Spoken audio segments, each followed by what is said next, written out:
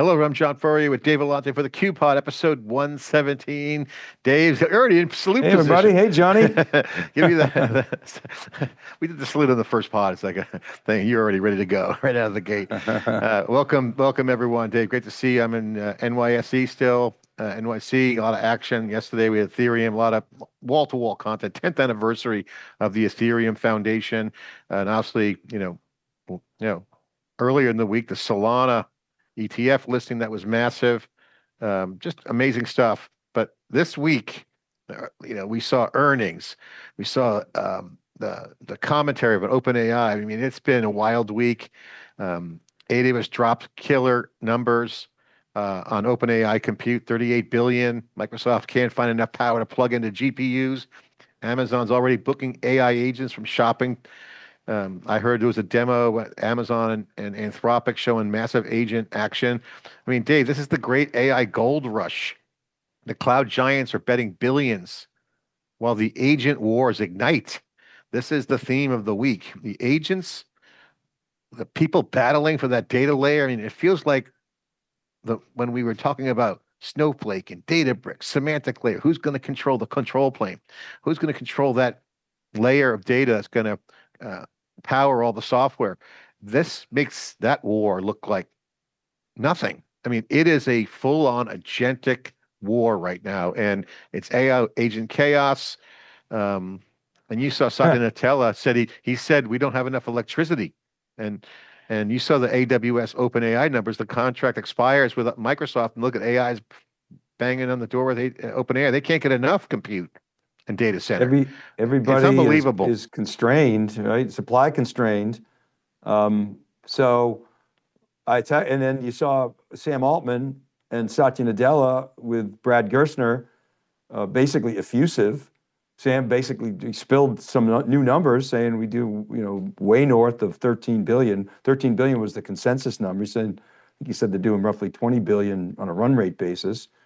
He talked about everybody had OpenAI at 100 billion maybe by 2029, maybe some optimistic at 2028. He goes, how about 27? So, we looked at that, we sort of revised the forecast. And to your other point, the earnings prints of the hyperscalers all jacked up their CapEx. So that made everybody happy except the stock market. They're all freaked out about the bubble. Which is good. I think it's a good dynamic that we took a little breather here in the market. But I'll say this: we revised our AI. We put forth the AI Factories forecast. Like literally days later, we had to revise it. That's how fast things move. And we really took a good look. We did it in the context of Erik Brynjolfsson's productivity J curve, which basically says at the start of something big, electricity, computers, steam engine, that initially it takes time, it takes learning, it takes change in processes, and then there's a lot of hidden expense that organizations have to go through, and then it breaks through break even, and then goes parabolic. We have this AI break even at about a decade, a little 10 to 11 years of break even, and then massive net present value in the post 2031 years. So I think it's going to take that long to gestate. I mean, it's a great framing because that macro framing kind of just tells the story. It's just not about the money on the CapEx. It's the shape of the next computing cycle, Dave, because the power envelope, the policies that are very crypto and AI friendly right now in the US is spawning massive gold rush, for AI infrastructure. And I think the agent squabbling or that kind of the skirmishes going on between who's got the best agent technology is a signal that people are preparing. So the picks and shovels are getting ready for the gold rush. The gold is the energy. And I want to drill in with you because, the deal with OpenAI that Amazon just did, the Microsoft signaling on the pod and about energy, your comments there about the break even, this whole narrative around this AI infrastructure gold rush. I mean, it's not a bubble. I mean, I keep asking people, and I've said it's not a bubble. You did too, I believe. I don't think you debated that, but there is bubblicious kind of thinking and billions of deals of compute. It shows that it is the new oil. I mean, that the cliche from the Hadoop days, 16 years ago when we started theCUBE, Remember, data's the new oil. No, no, energy's the new oil, right? Yeah, oil is the new oil. Yeah, so you know, Coal. if you break down the deals, look at Amazon, OpenAI, it's tied for 5.5 deals. The market power and diversification. Microsoft's UAE deal, 7.9 billion, Australia 9.7 billion expansions. The geopolitical and energy risks are all at play here. So what's your take on this? Is this a dot-com bubble boom over again? We've had this debate before, but with all this new data and your break-even analysis, I mean, Well, this I is mean, this is it's forming. definitely This is real. there's a bubble forming. There's no question about that, but I don't think it's ready to pop. But I'll give you some numbers here. The cumulative spend on AI factory build out is by 2030 going to be almost $4 trillion. And then the AI factory revenue at that point in time will be about half that. So it's still doing catch up. This is 2030. It crosses over, it's in the early next decade. So you're talking 2032, 2033. That's when you start to get the really like massive increase in value. And it's just going to take a while. Part of the reason why it's going to take so long, John, is people talk about, ROI. The denominator is so big. The CapEx going in is so large. I mean, 4 trillion. We got to create $4 trillion of value. That just doesn't happen overnight. Your point about, data earlier and harmonization, the semantic layers, there's not enough energy. We were just on, talking to Jackie McGuire. She was giving us a master class on the type of skills you actually need. These are highly skilled people, labor that needs to do, to put in, whether it's chillers or liquid cooling or the power distribution to handle, these new data centers. We had the liquid cooling guys on this week from Omni talking about the art of fluid networks and secondary fluid networks. We call them plumbers. They're like, well, we're kind of like master plumbers or artful plumbers. These are not just everyday skills. And plus, look at where they're putting the data centers. Guys who are making bank, you got to attract them to go live in these places that, aren't necessarily these big metropolises. They're sort of out in the middle of nowhere. And so you're gonna have to pay some serious dough to lure these guys. It's like being on an oil rig, Yes. It's a tour of duty, so Yes. you have to, well, I think Abilene, they really tried to make the housing. In fact, people tried to move in arbitrage real estate and buy real estate in Abilene, Texas, where the OpenAI and Oracle data centers are. Yes. How's that working? And it's going great because the town and cities are basically saying, you cannot live here. Buy a house unless you live here. So what they're doing is controlling in people trying to buy property and squeeze the rents. So they're intentionally said, we want to have a thriving town. So I think, that it's a good argument about that. That's interesting. So they're kind of forcing people to put down roots. I kind of like it. Yeah. And if you look at some of the things around, I've said this many times to Andy Jassy in the early days of AWS. Remember when baseball went from artificial turf to like real stadiums, like cathedrals, trying to be the Fenway Park or the Wrigley Field? Remember they had these ugly baseball parks, and then you had that era where Major League Baseball went out and said, "We're going to make sure there's a restriction on what you can build." And it was, I think Baltimore was one of the first ones. Camden Yards was the very first one. You're right. And a little recall here, but then every other city that did new ballparks, Colorado Rockies for the in Coors Field, San Francisco, Pac Bell Park, now Oracle Park. If you look at the areas where they deployed those, the revitalization and the economic revitalization around those areas, they were kind of desolate. I mean, South San Francisco at that time was desolate. Coors Field was desolate when they did construction. Now they're thriving. So the ballpark created an economic revitalization. I always said cloud reasons would do that digitally, but when you start to look at these factories, because Amazon told me this when I interviewed the head guy who handles all the infrastructure, they're bringing a lot of money to the table and they want to have balance. So it's an interesting social, not experiment, but evaluation of, don't just do like a Walmart would do. Come in, build a big thing, and then leave, and you got a big fat structure there, right? Remember the big dig against the big box companies would come in, take over small town America. I think the data center could bring that same mojo. And we'll see. I think Abilene was a good example. Um, Well, it's funny you mentioned Walmart. I was down at my friend's house the last weekend in Tennessee. He moved from my hometown. They moved him to Bentonville, so because he had the Walmart account, and of course, like you said, Walmart's they've ruined all the local hardware stores and grocery stores. But he said they built the most beautiful downtown. I've never been to Bentonville, have you? He said it's the no. most beautiful downtown. It's absolutely gorgeous that Walmart has done there. And you may have to see these hyperscalers doing the same thing to ingratiate themselves Yeah. to the locals. I mean, if you grow up in a town that has one of the major AI factories, the skill set, as Jackie pointed out, is going to be high. They're going to be, highly intelligent, highly skilled. That's going to translate into the community. So I think there's a real, positive upside if doing this right. And again, this is back down to this AI factory build out. The contextualizing this operational model isn't just speeds and feeds. Yeah, CapEx, throw a lot of money. It's not like you're building a nuclear plant there, although that might be coming soon. There's a pay it forward model as well.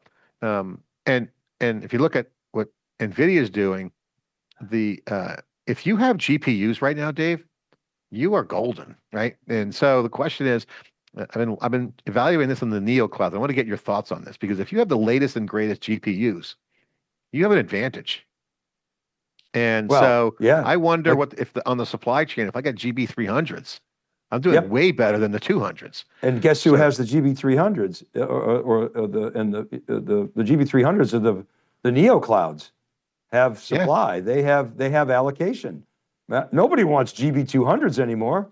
Those things are Uh, worthless. I think pay per usage, pay by the drink, GPU cycle capacity will be a big deal. And I think the OpenAI deal with Amazon points to the fact that, once that Microsoft contract expired exclusive, the day after, boom, Amazon was ready to go. Does that tell you something? People go anywhere for the energy, right? So the question is there really demand for Well, energy? but you got to unpack that because there's still an exclusive on API access through Azure, right? That still exists. But so that was the quid pro quo. We keep that, but OpenAI can go do other deals, and you're right, they immediately did them. What's the bottle in your mind? What's the bottlenecks on? I mean, the hoarding of GPUs is definitely a good strategy.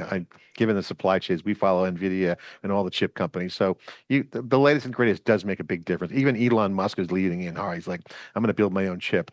But if you do get the GPUs, where's the bottlenecks? The energy, chips, policy? Definitely energy. I mean, first of all, you need land, power, and clean water to spin up data centers. Ideally, clean power, but nobody really gives a crap at this point. They just need power, so there's a lot more coal.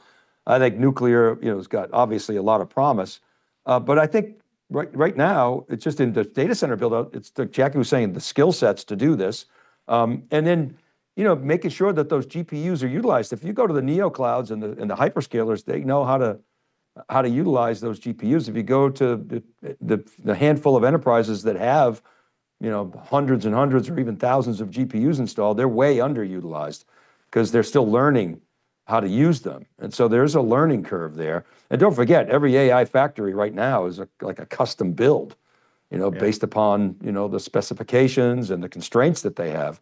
I would definitely, power is no question a big constraint.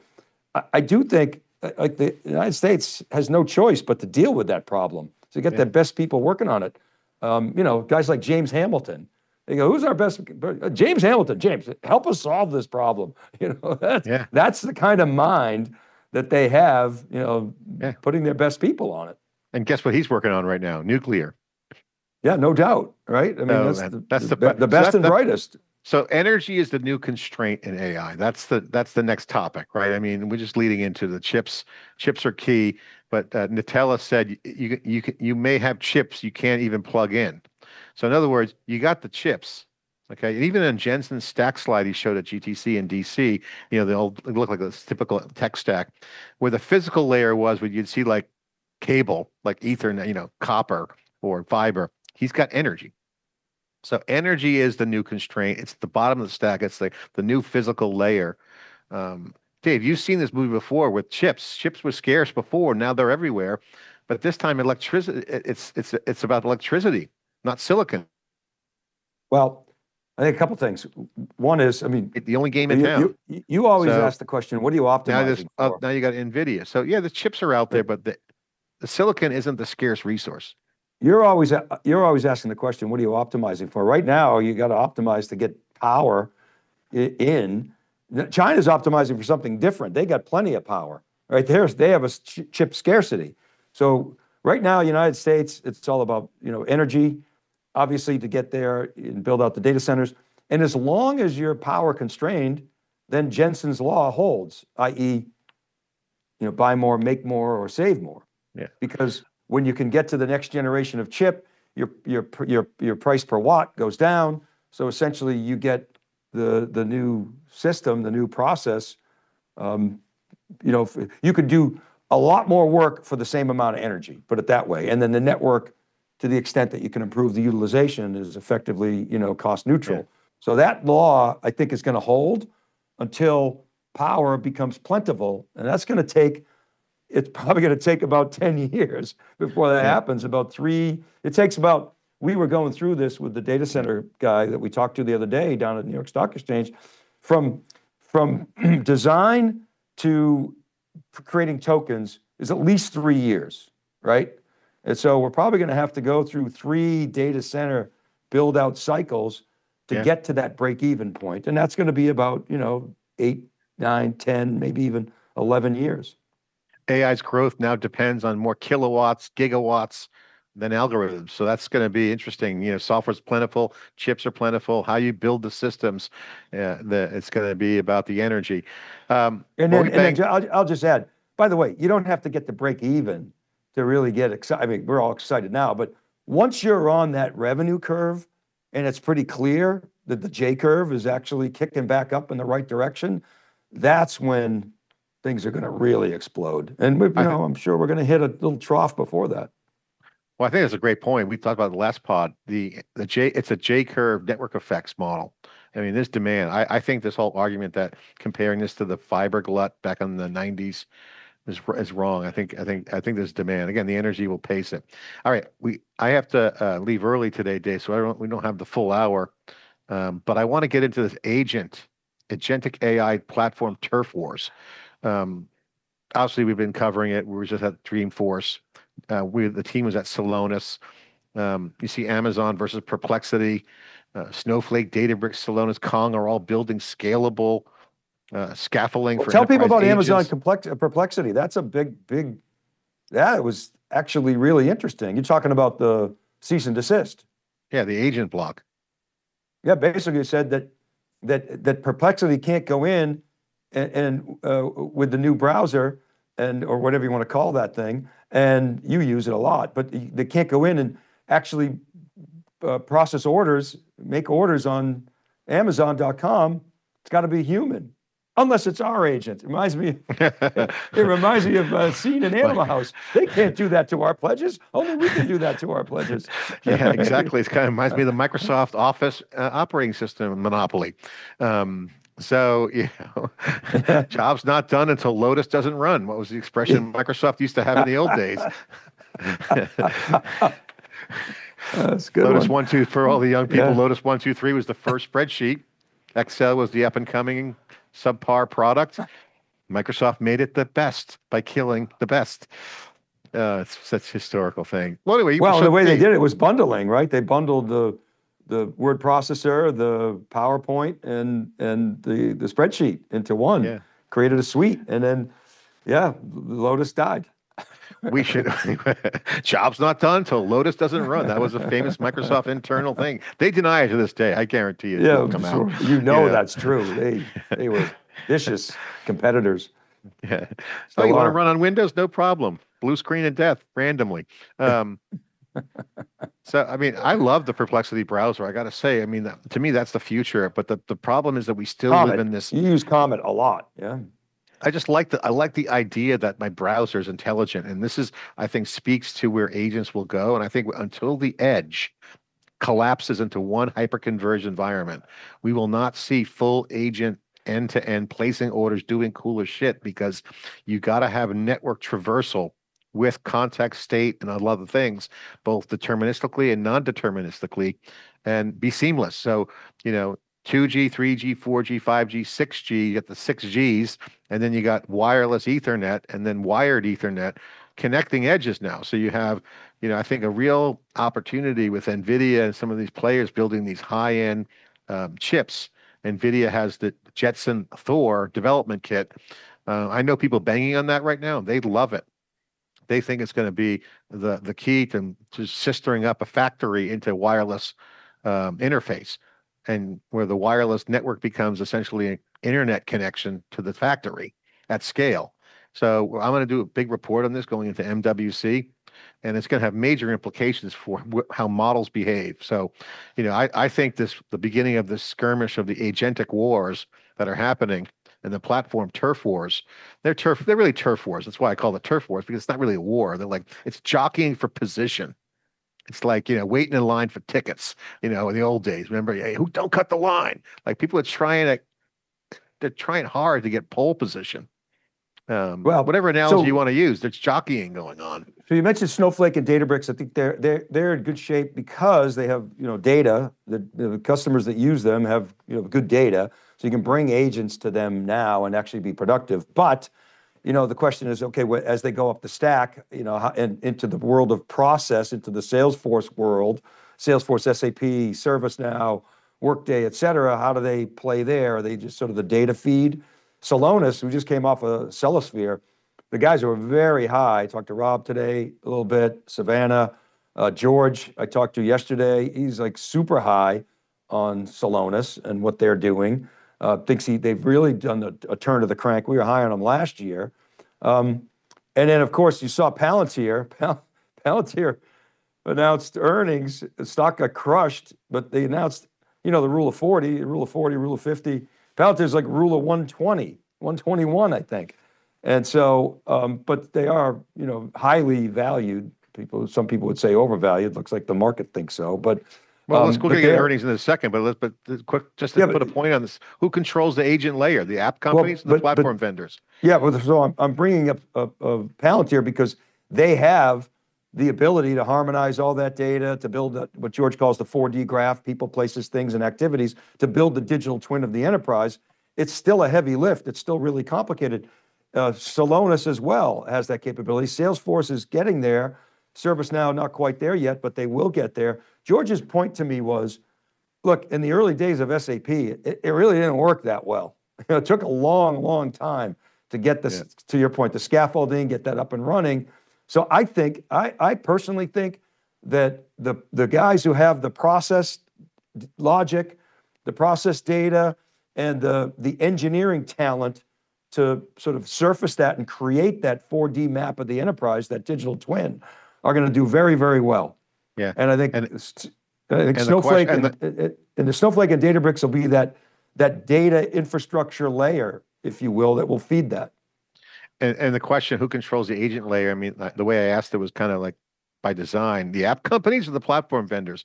I think, and this is a radical idea, I think that the platform companies are the apps, and that the utilities are the new apps, if you will. So if I'm Comet browser, I'm focused on essentially what is work, agents autonomously working with each other. So there's got to be stuff behind the scenes where the platforms have to let agents connect and work on behalf autonomously for users. So I think the app is the platform. And it's not so much vertical integration, it's just more of whoever builds the end-to-end substrate, if you will. If that's why I like this edge angle so much, because it's the last thing left to enable true end-to-end seamless agent to agent, multiple protocols on the wireless. And when that happens, the agent tsunami comes, right? So the brain of that system is the system of intelligence that not only harmonizes the data, but that's where the context lives and serves the agents. So without that system, the platform that wins will be the one that owns that high value piece of real estate, in our view. And so if you're just going after the agent management piece, that's nice, but if you don't have that system of intelligence, you still could do fine, but that's where the big money is. Palantir, Celonis are going after it, Salesforce going after it, ServiceNow is going after it. Perplexity is coming at it from a different angle, right? So somebody's going to come out of this from an AI native. I don't think that it's only the incumbents that are going to play here, but OpenAI's probably going to do very well. Perplexity's interesting to watch. Anthropic's going to have to saddle up and team up with the likes of AWS and Google, and is certainly doing that. What is the investor psychology? You saw Qualcomm, AMD, ARM, Palantir you mentioned was strong. Nvidia, AMD, Microsoft sell-offs ripple across the markets. Well, I think that basically October got pushed into November, right? It's usually September and October are the crappy months. Now it's like the first part of November is looking a little sketchy. I still think we're going to have a strong. I really like this. Taking some air out of the market, take a little breather. I was really concerned in October. It was just the NASDAQ kept going up and up and up and up and up and new highs every day. It was kind of crazy for a month that's usually not that productive.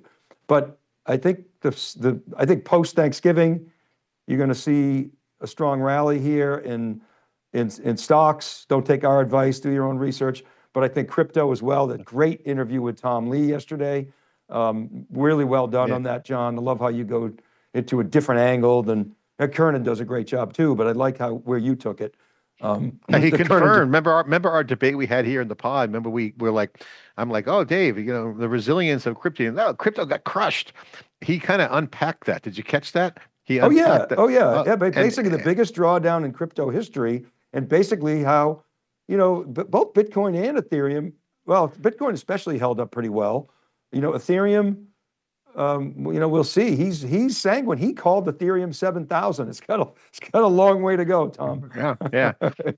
He called it this year, by the way. He called it this year before. I mean, Bitcoin and Ethereum were down a little bit, but he said the big hit was all those other tokens just got the crap crushed. Coins, right? Yeah, just got crushed. And Bitcoin they went below $1, so that they get basically delisted. But you're seeing the volatility now of Bitcoin. The Bitcoin volatility is changing quite dramatically. It went back under 100,000 today.